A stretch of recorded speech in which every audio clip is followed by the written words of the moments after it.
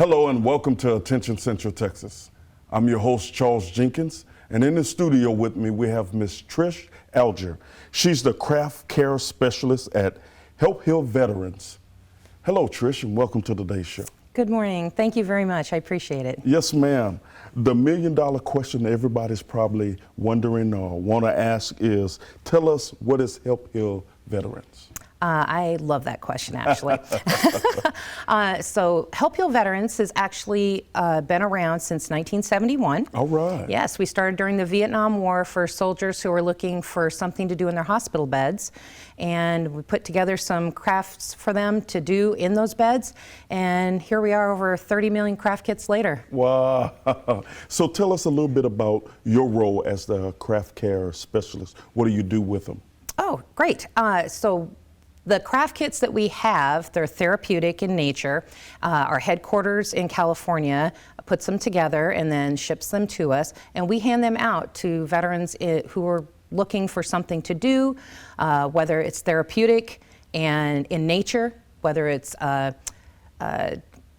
occupational therapy or craft kits that are also really good with everything from PTSD, traumatic brain injury, things like that. Oh my goodness, so y'all have a good spectrum of, tell us where you're located and about how many veterans you think, if you had to estimate, you guys serve a year.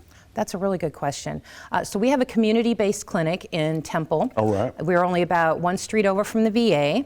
And pretty easy to find us. If you just ask another veteran, they usually can point you toward us. And as far as how many veterans that we serve, obviously things have been a little bit different when it comes to this pandemic, and we were doing curbside for most of it. But we also have a great distribution. So we have everyone from the DAV, VFW, auxiliaries, places like that that come and pick up from us, and then they've been able to distribute to veterans, especially those who are in isolation. So I know that last month alone, we sent out over 4,000 craft kits. Oh my goodness. Yeah, that's just from our location. That's pretty cool. Yeah. Do you ever need people to help volunteer?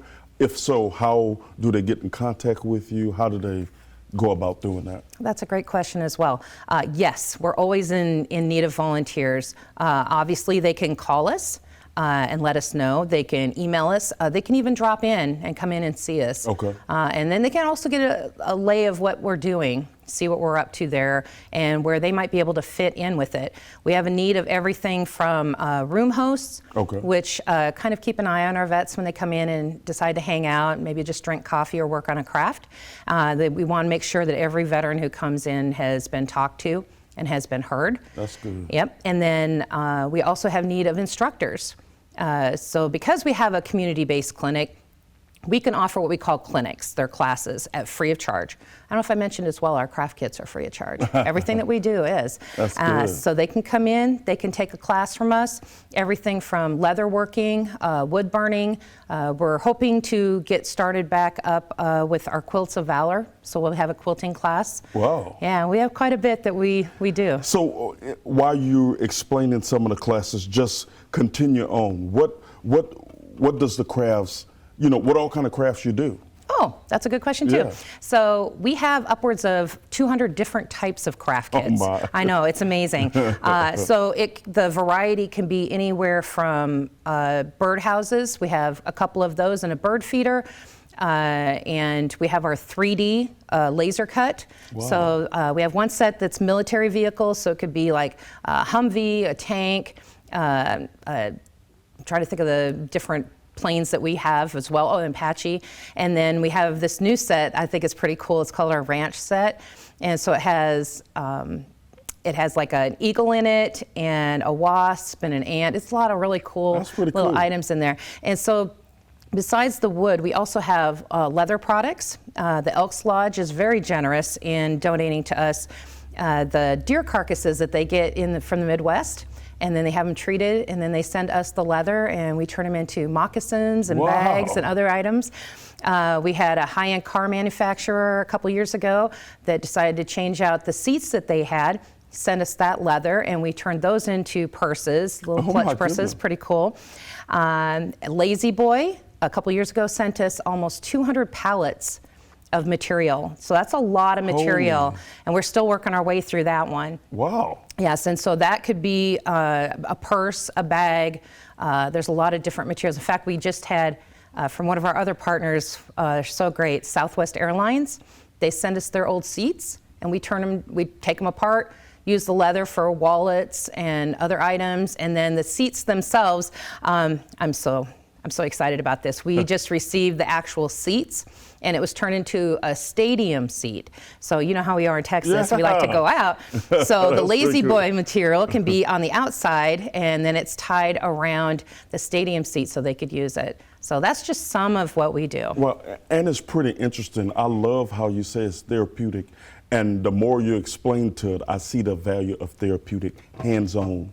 And it's something about you doing it yourself and that feeling you get. What has it been like for you? And share a quick story of what veterans have told you their experience have been like from experiencing building and crafting, and what have their experiences been like? Share a quick success story. Thank you. I love those. Those are my favorite, and that's the best part of being a craft care specialist.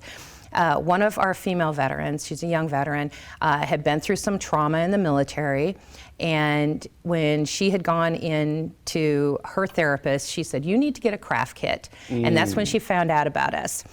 When she relocated to this area and we spent some time with each other, I got to see the change that came over her, because when you're focused on something that engages your mind and your hands, then all those things that you cannot seem to disengage your mind from, all of a sudden are not uppermost in your mind.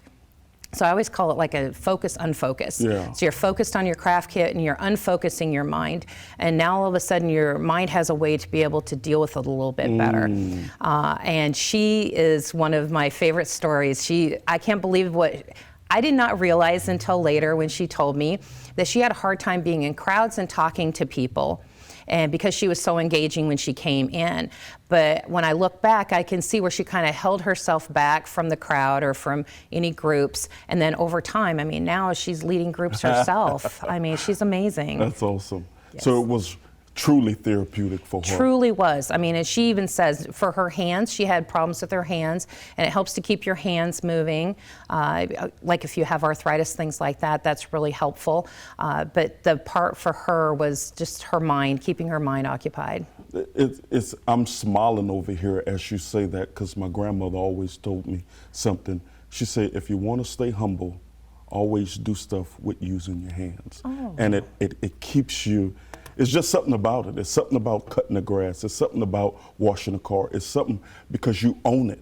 Yep. You have to, your product can come out bad or it can come out good, but you're the person doing it. And I think it just does something to people when I can feel that, oh my goodness, I achieved something. It gives them that sense of achieving things. That's exactly it. So if you have something, say you have a small birdhouse, there's not a lot to it. I mean, you have all your pieces and your wood and your sandpaper, but when you put that all together and you see you completed it, then you ask yourself, well, if I can do that, what else can I do? That's good. Yes, That's good. I love those small successes.